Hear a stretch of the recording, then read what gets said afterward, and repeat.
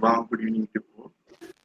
Welcome to yet another session by IEEE GCW and GCW Alumni Association Bangalore. Before we start the session, let me welcome Mr. Arjun Sundaresan, Chairman GCW Alumni Association Bangalore chapter, to introduce our speaker. Yeah, thanks, Professor. Good evening, everyone. I hope all are doing well.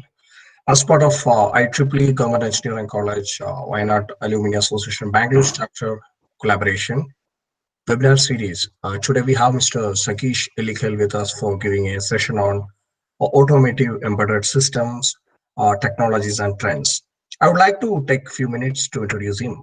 He has done his graduation in electronics and engineering from Kannur Engineering College and masters in software system from Birla Institute of Technology and Science. He has around 20 plus years experience in industry in dealing with the design and development of small to large embedded product. He started his career in design and engineering department of public sector unit, Bharat Electronics Limited. Since 2004, he has been part of many MNCs who are world leaders in automotive electronics products. As part of his Delphi and Harman, he led various production programs and involved in full life cycle of automotive electronics product from inspection to maintenance. He's currently working as a senior manager of Harman, leading customer program of for the European OEMs in QNX and Linux platform. On social front, Sakeesh is president of Alumni Association of Kannur Engineering College Bangalore chapter, and he's part of KEA leadership team since 2017. And we worked together many years for KEA. Currently, he's a vice president of KEA Bangalore. My dear brother, it's my privilege and honor to invite you for the session. Over to you, Sakeesh. Thank you, Arjun. Thank you for the nice introduction. And GEC Why Not Alumni Association Bangalore chapter is very close to my heart, and Arjun also very close to my heart.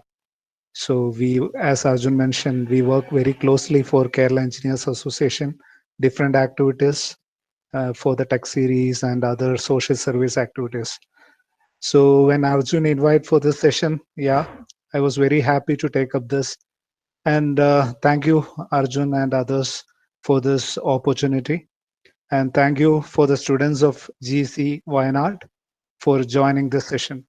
So in this session, my scope of this session is more of like giving you an overview for this industry, the automotive industry and the embedded systems part of it. Hopefully, you will get an overview in this 1 hour session, as the session timing is very short for us to cover a large topic, but I will try to do my best so that like you will get some lessons learned out of it. I hope you will be able to apply some of these things in your final year projects or certain things. You will get some ideas out of it. That's my intention of this session. Okay, so let us start. I will start my presentation. So we will just move through the presentation till the end, and since it's a webinar, and to not to avoid the flow of the session, right? So I will try to just go through the session till the end, and I'll give some 10 minutes of time for you at the end of the session for question and answers. So feel free to accumulate your questions for the end of the session.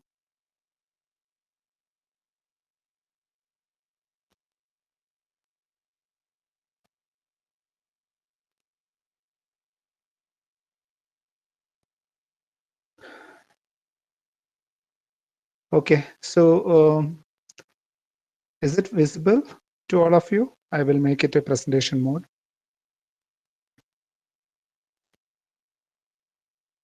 Arjun, is it visible? Yes, sir. Okay. I hope my voice is audible to all of you, right? Yeah. Okay. Okay. Yeah. So let's start. So the topic is automotive embedded systems, technologies and trends. So we will cover what is the current status of this embedded system in the automotive domain, and also we can look at the future trends in this area. Okay. So that's more about this session all about.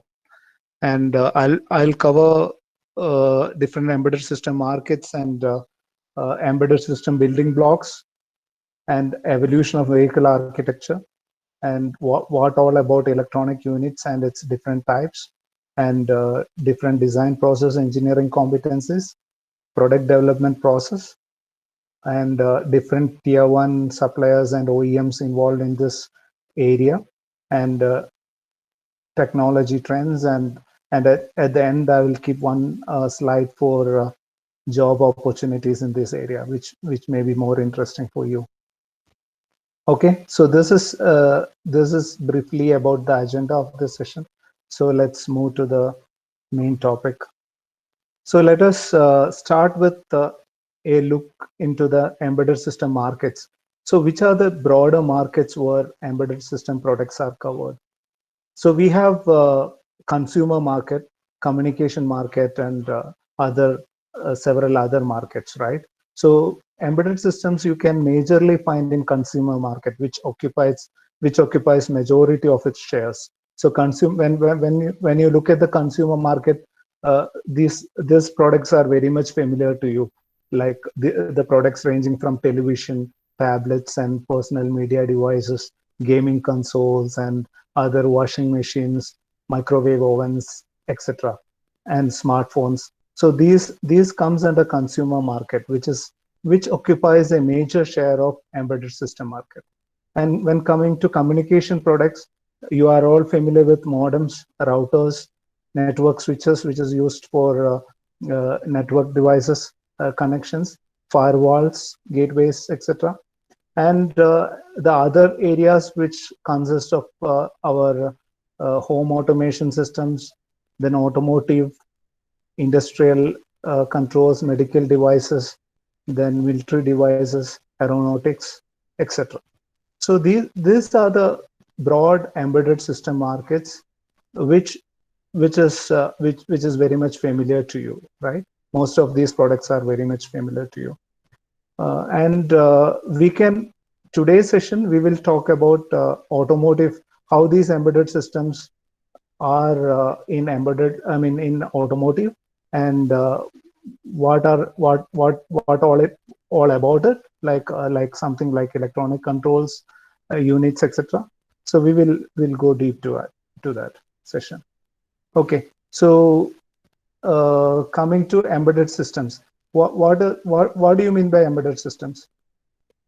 When I look at the definition of embedded system, I can define it as a system which has a hardware processor as its core, with software embedded in it, and is designed for dedicated function. From the name of embedded system itself, it is very clear there is something embedded in it, right? That name comes from. So that what is embedded in it is nothing but a software. But this software is embedded inside a hardware, right? So that is the main controller part of it. So the main controller of an embedded system consists of a software which is embedded in it.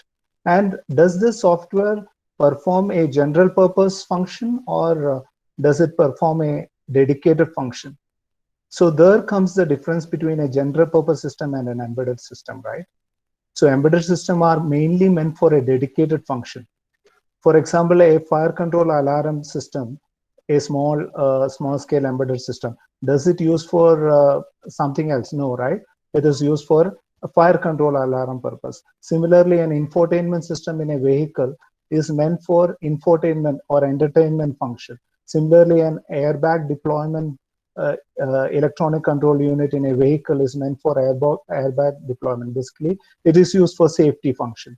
Similarly, an engine management system is used for management of engine. So this is how it is. So it is meant for a dedicated function.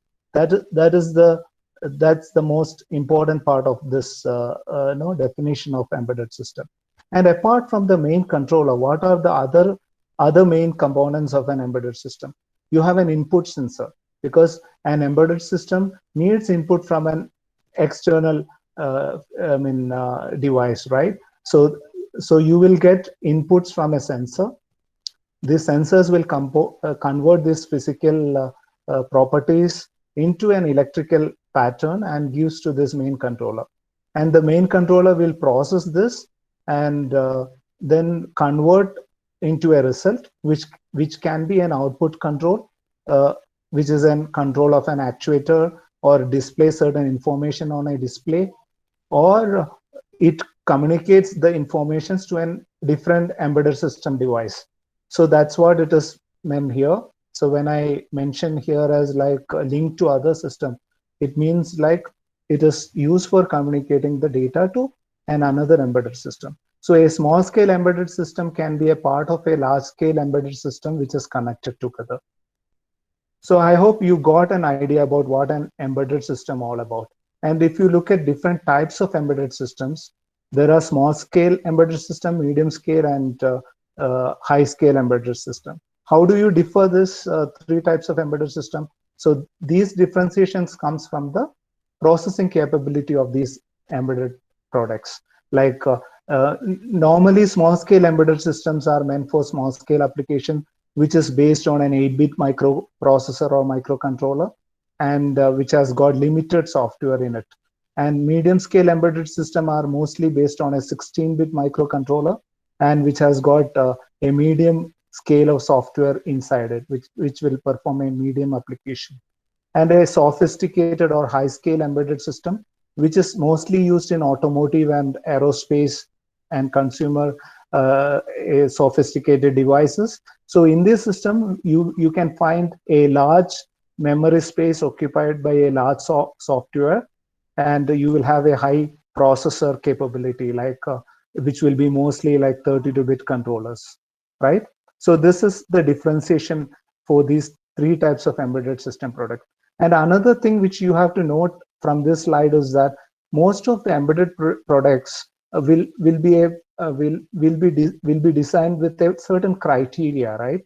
Like what is the normal criteria which you have to follow while designing an embedded products? Will the design principle you apply for designing an embedded product will be similar to designing a large scale, a general purpose product? I don't think so.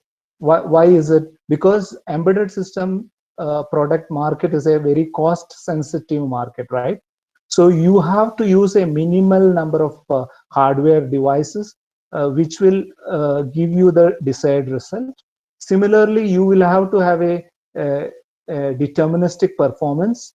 Apart from that, you should be in a position to take minimal power from the product, right? So these are the certain areas. And apart from that, the product should be a very reliable system. It should be in a position to work in different temperature criterias, different power criterias, etc.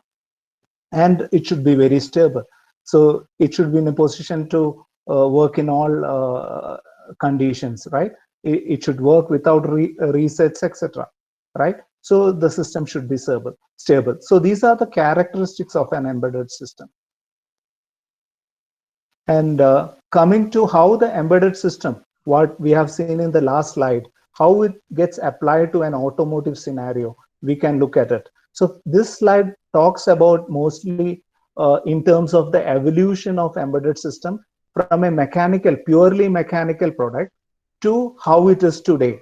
So the devices, the embedded product or the vehicle of 1950s, if you look at from this image, what does it mean? It is majorly a mechanical product with minimal electronic components, or minimal harnesses, right? So majorly it will be based on an internal combustion engine with its chassis, etc., but no electronics at all. But if you look at the today's 2020 scenario, see the how a car looks like. The car consists of lot of electronics in it, like whatever you have seen inside this car it's all electronic devices, and these are connected each other with the help of a communication bus, and it is also in a position to communicate to the external world, right? So if I define today's car and its characteristics, it's more of a feature rich digital car, right, with more emphasis on best user experience. So best user experience is one of the criteria for today's car design, and it has to be safer, and it has to be green and connected, right? This is the principle which applies by OEMs of today's car. I hope this slide is clear to you. So I'll move to the next one. So from here, this 2020's car, it is very clear that it has got a lot of electronics inside it. And what is this electronics called? This electronics is called as electronic control units. So the electronic control units in a vehicle, what it is? It is an embedded system. So embedded part of an automotive comes from this particular device, which is called ECU. ECU is nothing but electronic control unit. So electronic control unit is an embedded system in automotive electronics that controls one or more of the electronic systems or subsystems of the vehicle. So typically, how many ECUs you can find in a vehicle? In a medium level car or medium level vehicle, you can find around 50 electronic control units. It may be a surprise for you that this many electronic control units are there in a car.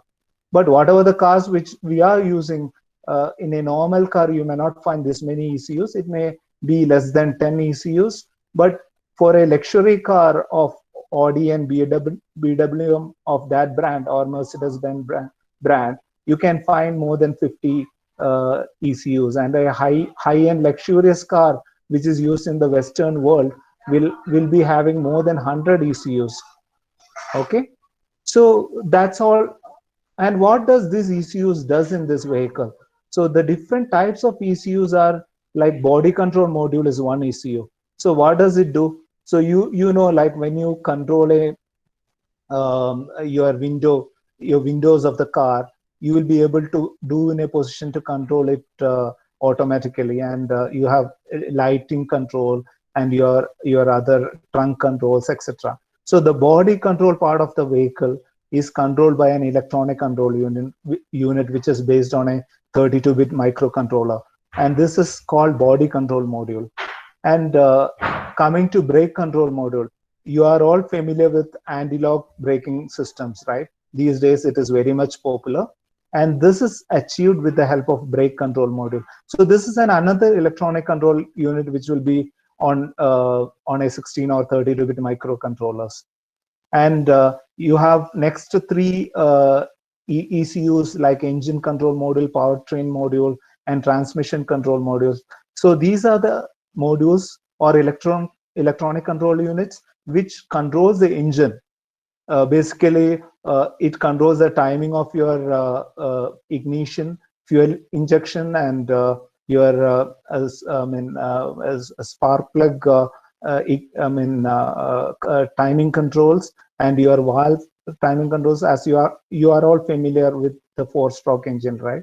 Those who are mechanical engineers of this, who are attending here, maybe they are more familiar about 4-stroke engine and different strokes in that. So in these cases, in the case of electronically controlled engine management, what does it do mostly is the timing control is to have the better fuel efficiency.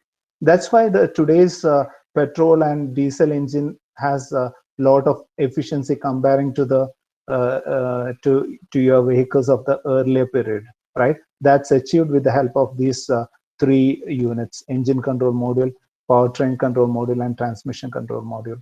And you have something called electronic power steering, which helps you to steer your vehicle with very much ease. So this is achieved with the help of electronic power control steering ECU. And you have telematics ECU, which is used for mainly to control, to communicate with the external world from the vehicle. You all might have heard about terms like vehicle to vehicle communication, vehicle to enterprise communication, vehicle to everything. So these type of terms are buzzwords for this period, right? So this is achieved with the help of telematics control unit, TCU. So what does it do? So it communicates the information from vehicle to outside world. So telematics is all about that. An instrument cluster, very much familiar to you. It is nothing but the dashboard, which is in front of the vehicle, the display which is in front of the driver, which displays the engine speed, vehicle speed, travel distance, etc., and the fuel level.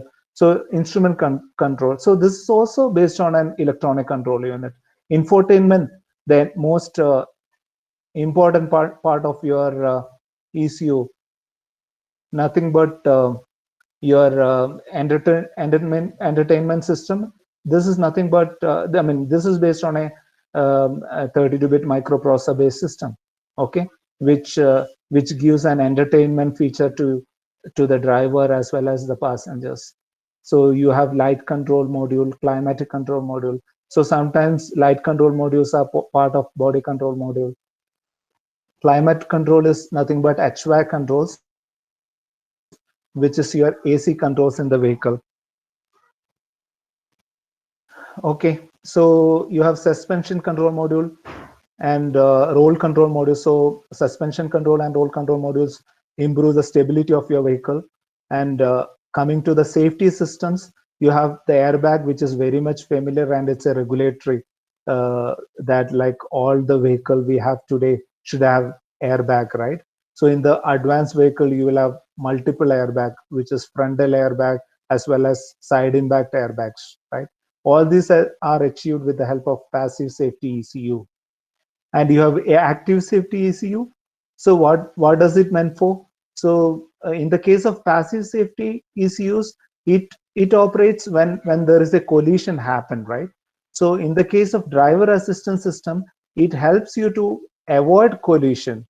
It gives necessary assistance to driver to have the necessary safety in the vehicle. So that is the active safety system, like something like an automatic emergency braking system and lane departure warning, etc. So these type of informations are provided to the driver, and you have these parking aid systems, etc. So that is achieved with the help of this driving assistance active safety ECU. And coming to battery management system, which is needed today's world when EVs are becoming electric vehicles are becoming more popular. So battery management system has high relevance. Okay, so these are the major ECUs we have today, which you can find in the vehicle today. Okay, when I say vehicle, it's not about only car. So you have trucks, buses. So the advanced buses and trucks in the Europe and US, right, which has got very advanced infotainment and other electronic control units. So this is only not in the car, it will be in the way in the trucks and buses and tractors and your Harley Davidson two-wheelers, etc. So the number of ECUs may vary, depends on the vehicles and OEM, but you can find these type of ECUs in these vehicles. So I hope you got an idea that there is a lot of electronic controls inside a vehicle, right? So the vehicle is which we can visualize as an electronic device now. Okay, so now coming to the communication part of it. Okay, now you know that there are a lot of ECUs. So does all these ECUs work independently, or does they work in synchronization? So it is very clear that one of the ECU has to work along with other ECUs to achieve the necessary function in a vehicle. So if you imagine an ECU as the brain of a human body, and the communication network is nothing but the neurons. Okay, so what does neurons meant for? Neurons are meant for getting the data from the sensory devices and provided it to the brain, right? Similar way, in the case of vehicle, the communication network is meant for transferring data between ECUs. So one of the very popular communication network is CAN.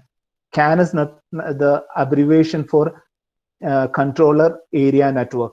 So this is the most popular network inside a vehicle. So those who are not familiar with CAN, I hope you heard about it today. And it is nothing but controller area network. So what does it do? So basically you have different ECUs which operates at different speed, right? I'll give you a use case. For example, you have an instrument cluster. I told you like instrument cluster is meant for displaying certain information to the driver, right? So it is in front of the driver, that particular driver dashboard, you can find instrument cluster where it displays the vehicle speed and engine speed in dials. And you can find other telltales where it displays other information. Apart from that, you have certain pop-ups you can display, right? So and you have another information which is displayed in instrument cluster is nothing but your PRND, right? Your when you put your vehicle in neutral or reverse gear, so your gear information is displayed on the dashboard on the instrument cluster. So just imagine, how does it work? So does the gear information instrument cluster directly get this information, or does it get from another ECU? So most of the cases, the powertrain ECU receives this gear information, or transmission control management ECU gets the gear information, right? Because that's the electronic control unit which controls the transmission part of the vehicle. So how does this information gets displayed on the instrument cluster? So when the transmission control management or powertrain management system got the particular gear information which is engaged by the driver, so what does it do is like it will immediately communicate this gear information to different ECUs. It is meant for different ECUs, right? Because that's a very critical information based on which different ECUs has to do different power moding operations.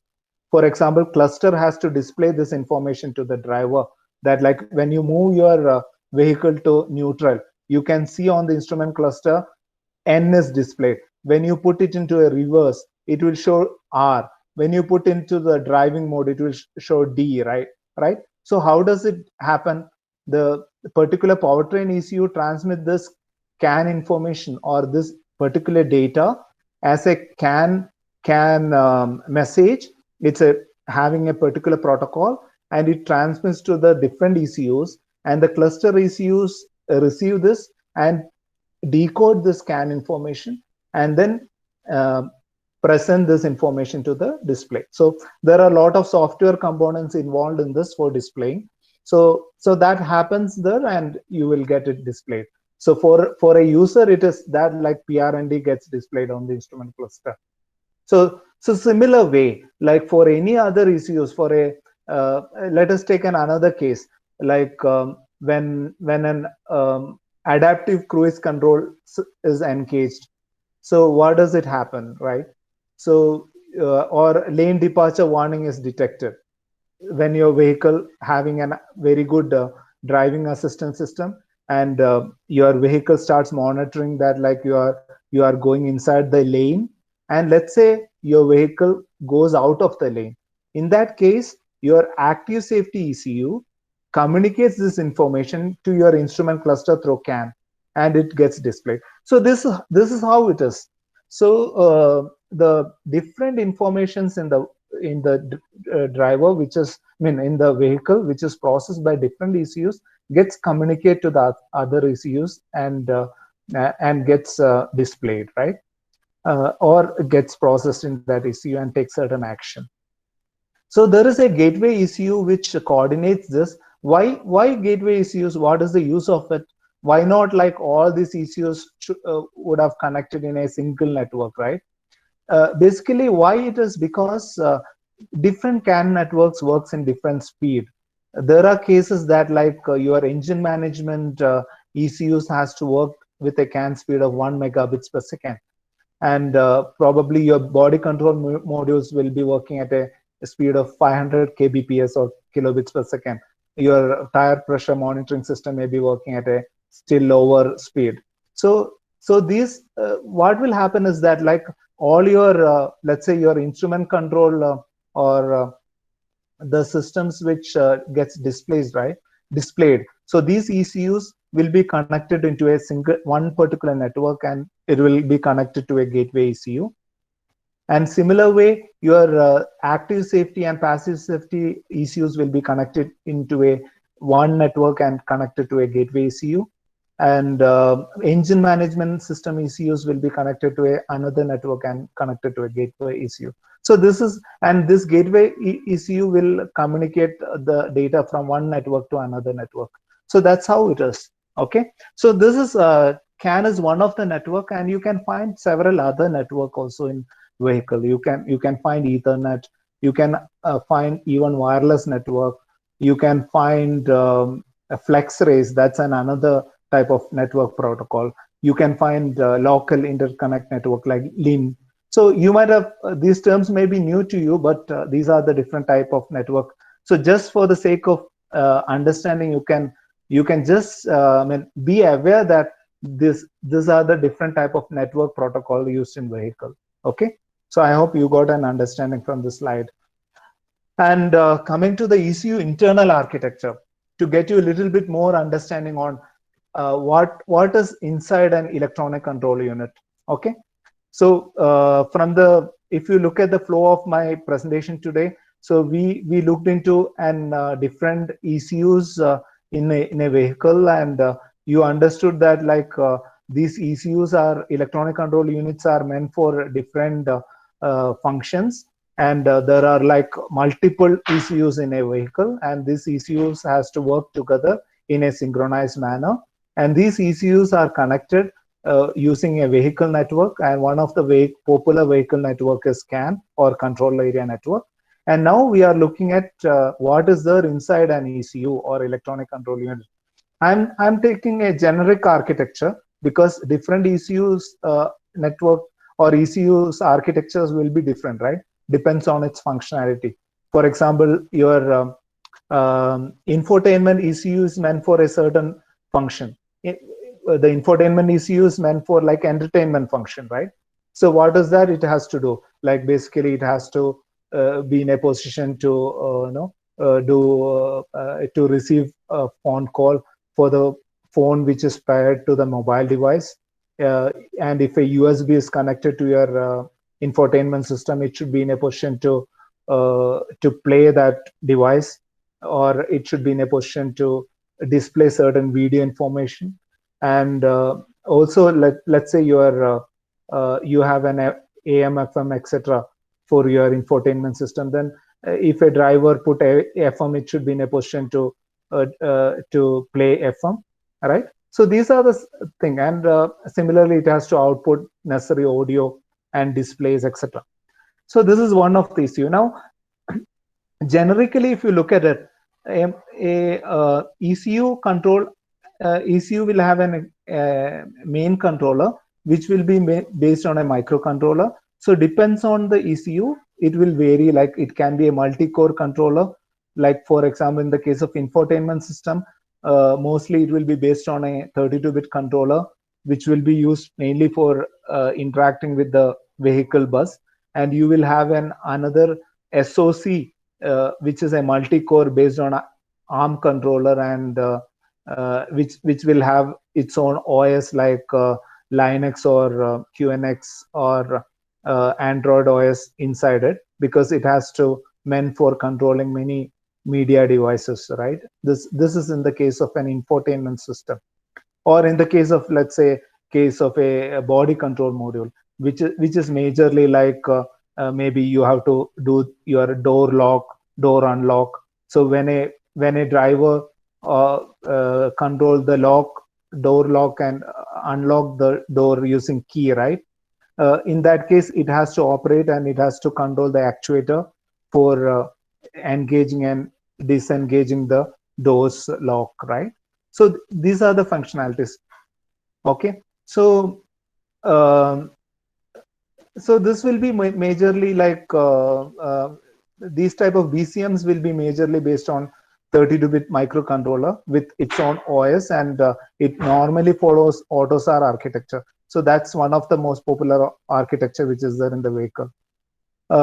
And if you look at what these blogs are about, so this is majorly like sorry.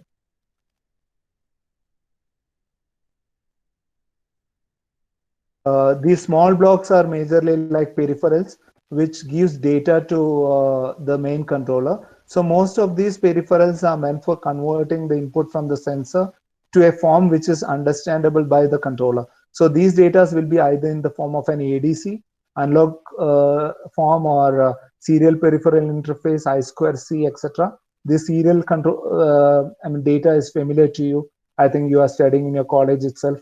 ADC is familiar to you. Analog to digital converters are familiar to you. Digital input is familiar to you, right? UART is familiar to you. Universal asynchronous receiver transmitter. And you have DAC, which is the output side of it. Your digital output is their pulse width modulation. Majorly, like if you have a motor as an output device, then you have to control it with the help of a PWM. And if you have a display, you have to use video output, etc. So these are the different output part of it and different input part of it. And you will have an external network, as I mentioned to you, like you have a CAN, LIN, Ethernet, etc. So which will be taken by these controllers. So ECUs are majorly like this. So it will be like a central controller with multiple core processor and its own software inside it, right? So you will get a flavor of like developing a software, developing a hardware, and whatever you have studied in your college, your microcontroller, microprocessor, your vehicle network, your different serial protocols, etc. when you're working in this ECU domain, in this embedded system area related with vehicle. That's all about this. And let's move forward as we are running short of time. So whatever we have talked about till now.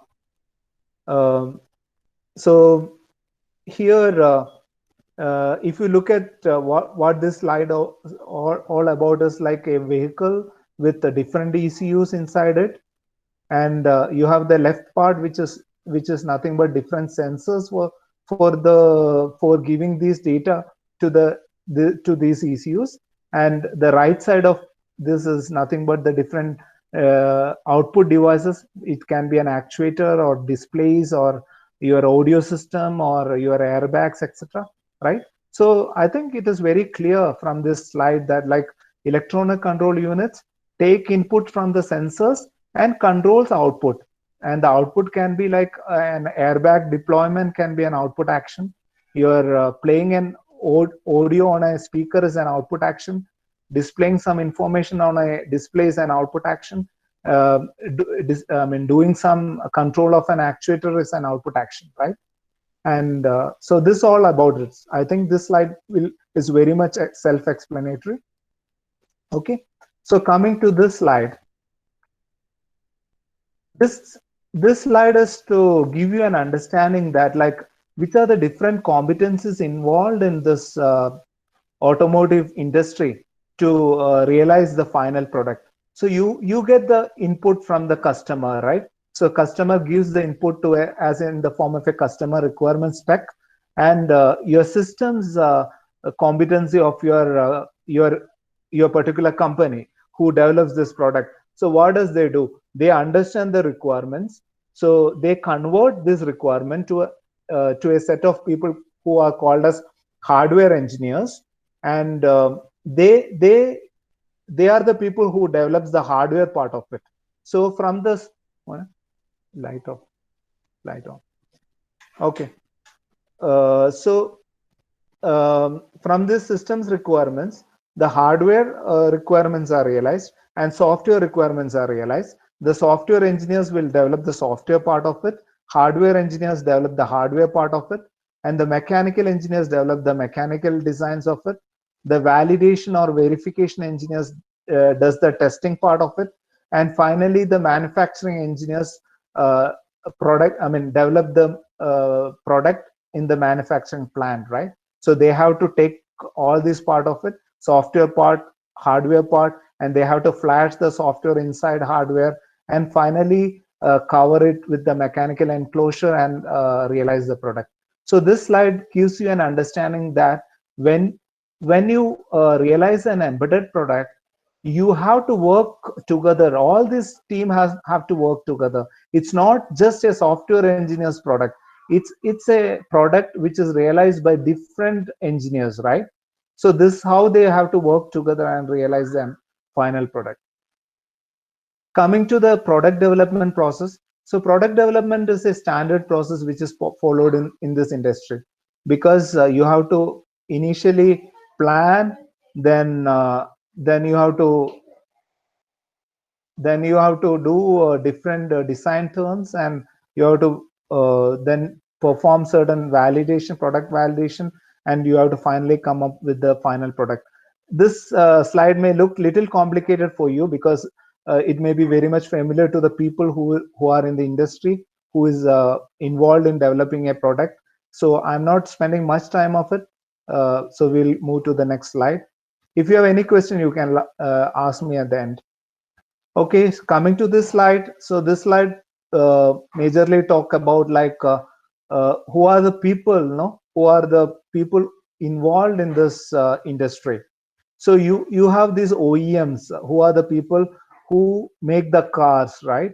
So you have somebody like Tata or Mahindra or Honda or BMW or Mercedes-Benz. So these are the people uh, who develop a vehicle, right?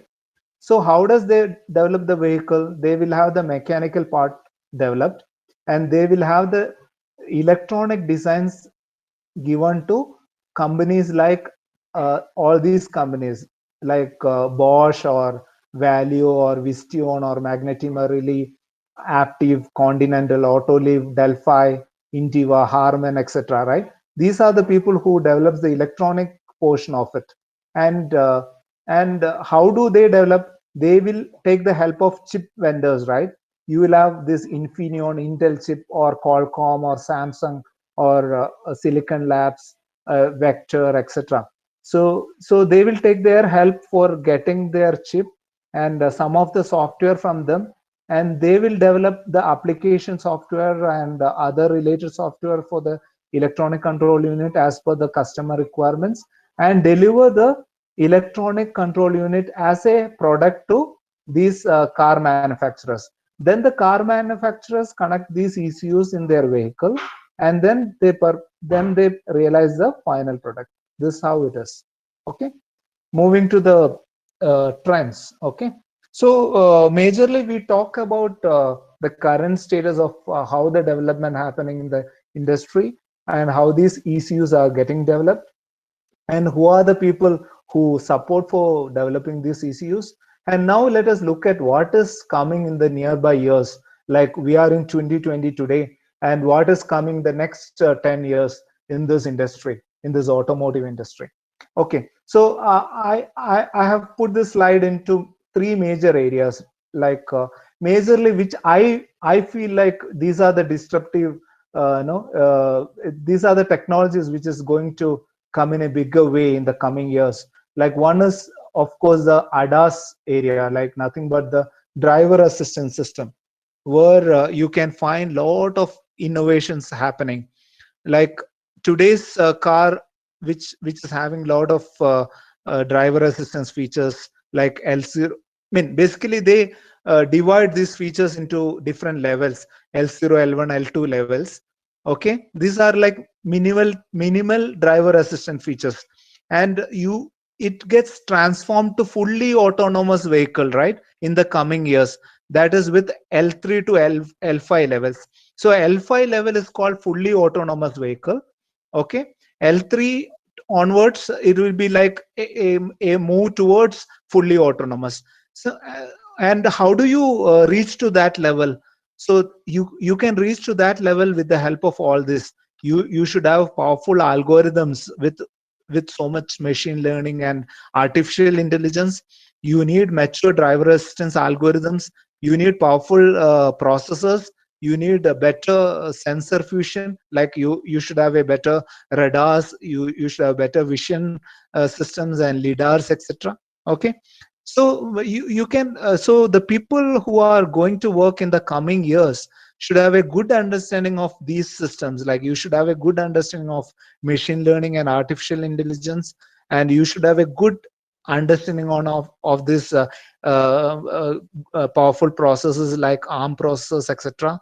And you should have a good understanding on your, basically you should have a better understanding on on the concepts what you are studying from your college, right? Which you can apply to this area.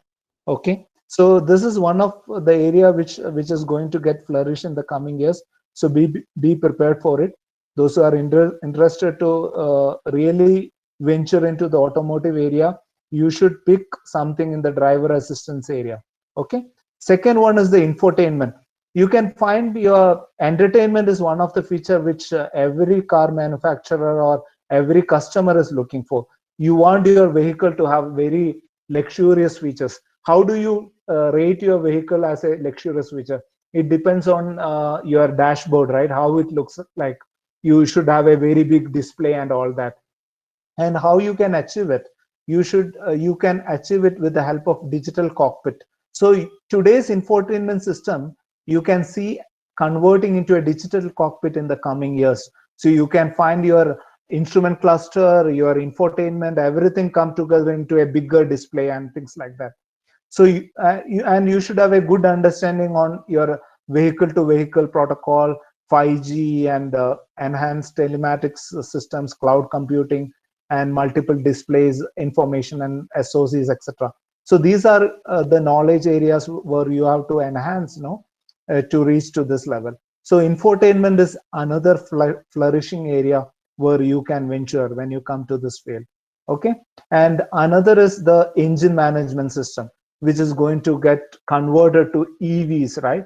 In the coming years, you can find more and more ICE, internal combustion engine, getting converted to electric vehicle. So this is the area where most of the electrical and electronic and computer science engineers in this who are attending this session, you can see that like you can find there is a need of more and more electrical and electronic engineers and computer science engineers for developing cars in the coming years. I'm not telling that there's no need of mechanical engineers, because mechanical engineers are of course needed, but there is a large need of electrical engineers in the coming years, because you are having more of EVs coming. So you are the people who have to design the DC-DC motors and the electric motors and power amplifiers, etc. of it. So these are the areas you can find a lot of need. And other enablers, you have this predictive maintenance, etc., which is going to come in the coming years using cloud and data analytics. And there are a lot of need of automation and enhanced functional safety and cyber security and industrial IoT. So these knowledges are so much required. Okay. Yes. Okay. So coming to our last slide. So I hope you got a little understanding about what is coming in the next years. Maybe you have some questions we'll cover in the Q&A. Coming to the job opportunity slide of it. Okay. Now, if you look at different job opportunities in this industry, which is dealing with automotive embedded space, so which are the areas it is? So do you think that like all the people who are working in this industry will be developing electronics, or do you think everybody will be involved in software development?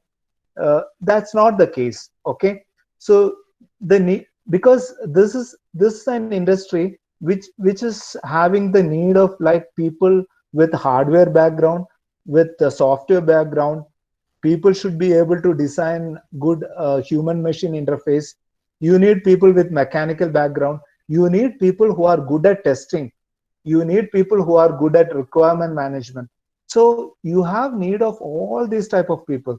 So systems engineering is one area in this industry where people will, what these people do, they take requirements from customer and they convert these requirements to the requirement which is understandable by the software and hardware engineers, and they will also develop the system architecture part of it. Okay, so this is a big need here. So these are the people who have a good understanding of hardware and software. So systems engineers, okay, and software engineers, and the people who are working in this field are the, I mean, there will be a need of lot of software engineers. But are these software engineers pure programmers or pure coders? No, these are the people who really has to understand a lot about software and I mean, and its electronic part of it. Okay, and there are hardware. I mean, so they should basically know C, C++, RTOS, etc., and good understanding on embedded systems like microcontrollers. And hardware designers who should know how to connect your ADC chip to your processor, your UART chip to the processor, they should know how a USB chip can be connected and things like that. And mechanical designers how to design mechanical products, and HMI designers how to design the HMI part of it. And finally, the QA engineers who test the product, and the SQ engineers who finally, who rate the products, that whether it is having sufficient quality. Okay, so this is this all about the job opportunities we have today in this industry. So I think we have come to end of the session, and I think we can see a small demo. I hope I'll show this just to give you a feel of an Harman infotainment system. Okay, so let's have a look at it. You'll understand how an advanced infotainment system look like.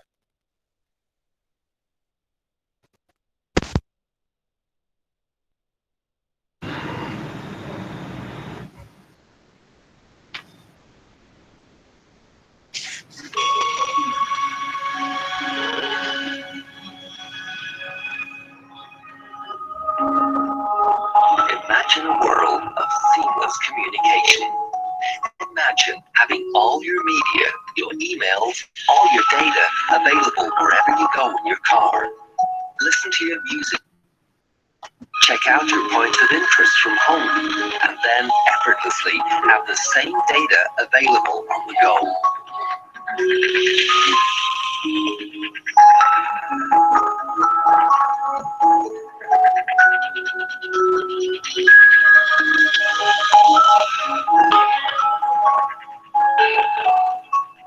NFC technology enables easy authentication simply by holding your smartphone against the designated interface in the vehicle.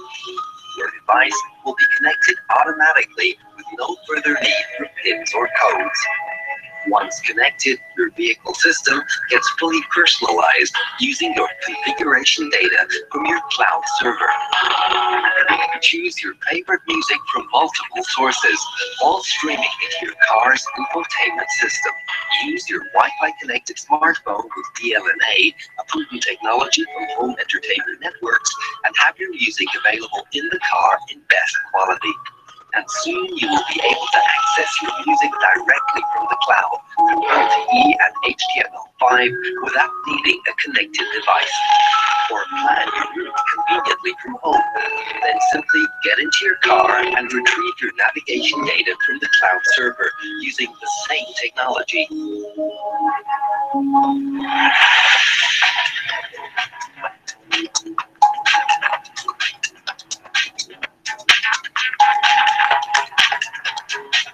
Right now, everybody's using apps to personalize mobile devices. Harman brings the same level of personalization to your car in a safe, reliable way and keeps you up to date with fast-changing online content. Using HTML5, Harman offers a new approach to implementing apps in the cloud instead of loading them into the vehicle. Decoupling the highly reliable vehicle system from direct internet access makes using apps in cars easy and safe.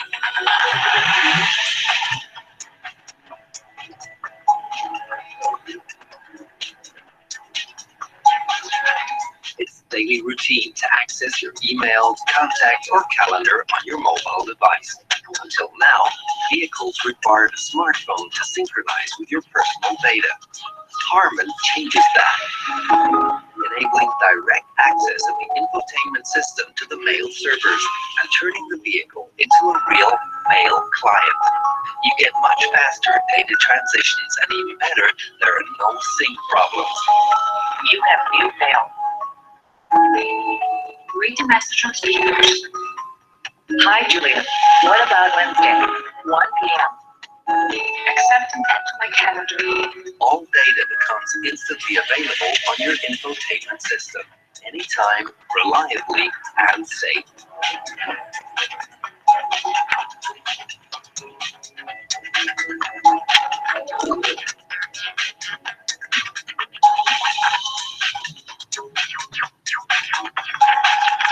Imagine connecting your smartphone to your vehicle infotainment system, opening your browser, selecting your vehicle website, and controlling your vehicle functions with no need for any additional software.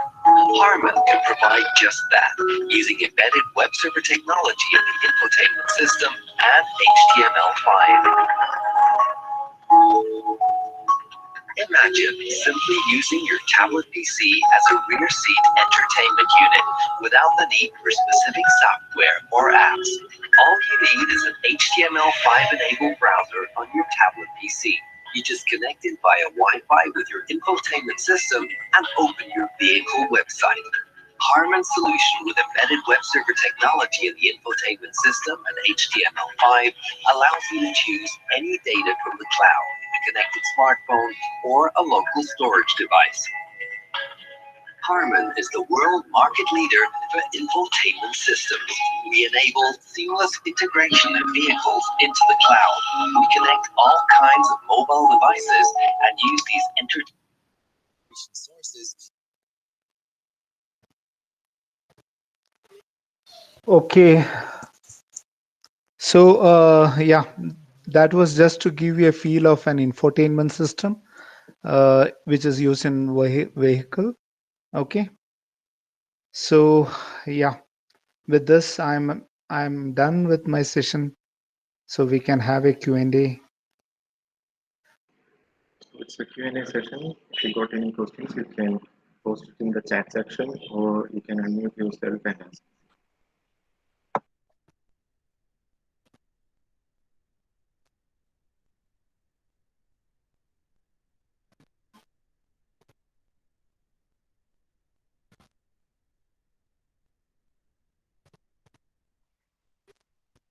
So is there any questions? So feel free to ask. I hope I am audible now. Yep, yes, I did. Okay. Yeah. Any questions, please use your chat box or ask, please. Yeah. You can ask any questions. Yeah. So we can, I mean, whichever I know, I will try to answer.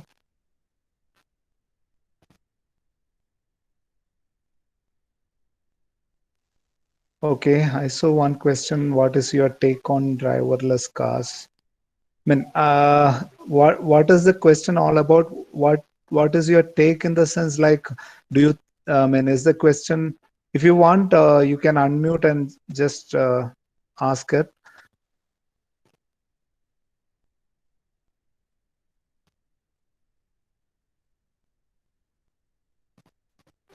So if I understand your question, I think you are asking that, like, will it become a reality in the coming years or something like that? Driverless cars.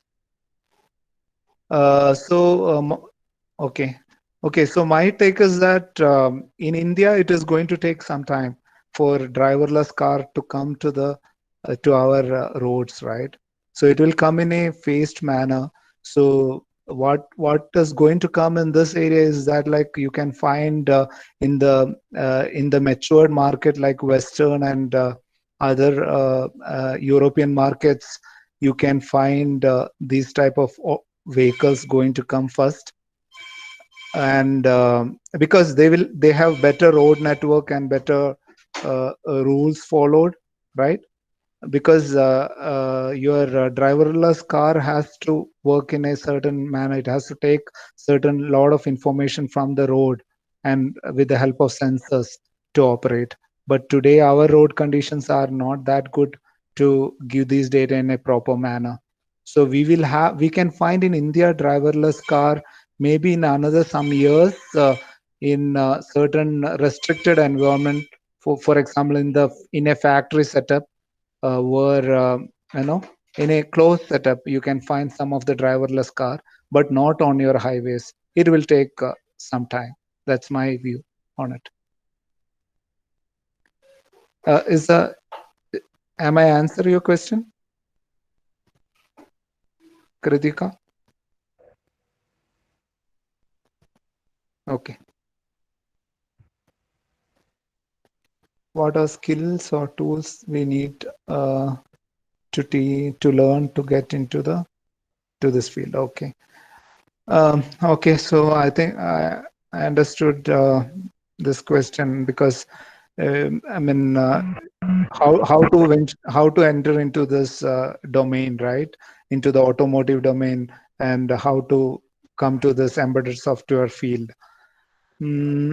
So normally, these companies who are for world leaders in developing this type of ECUs. So normally they take freshers from the college directly, and most of these companies look for candidates from Tier 1 colleges like NITs and good. I mean, such colleges they look for.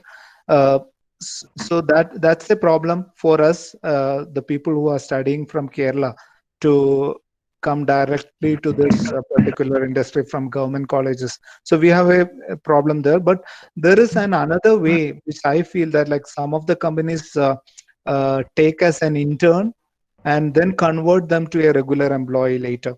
So you can enter as an intern to the company through some of the references. Okay, some of the people who are already working there, you join as an intern, and then based on your performance, they will make permanent, or they will convert you as a regular employee. So that's one way of looking at it. Second way, which I suggest, let's say you are not able to enter as an intern, so enter into a smaller company into this field, right? You need not have to be a fully automotive company. It can be any embedded system development company. It can be a smaller startup, okay, where you get an opportunity. So work there, because normally these smaller companies will give you a better exposure to work in all these different areas. Okay, and you get some certain experience, like you work for 1 or 2 years and then move to these bigger companies. So that's another way of entering to these areas. Okay, so this is how my input for this question.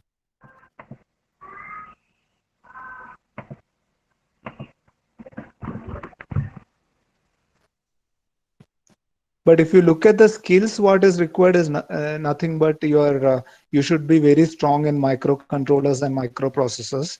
Okay, you should have a very good understanding on this microcontroller peripherals and your RAM, ROM, and all that. And you should know how to flash a software into this hardware, and you should be very good at embedded C. So not just C, but you should know how to use C for these type of microcontrollers. So that's the skill which you require as a fresher. I think you can acquire these skills through some of the training institutions also, as well as you can develop by yourself too.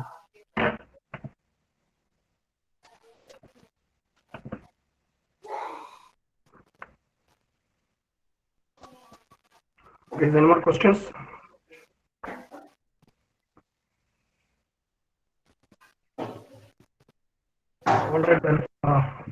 it up then? Yeah, comments, please. Well, that's the end of an informative session. Really, thank you, sir, for delivering such a wonderful session.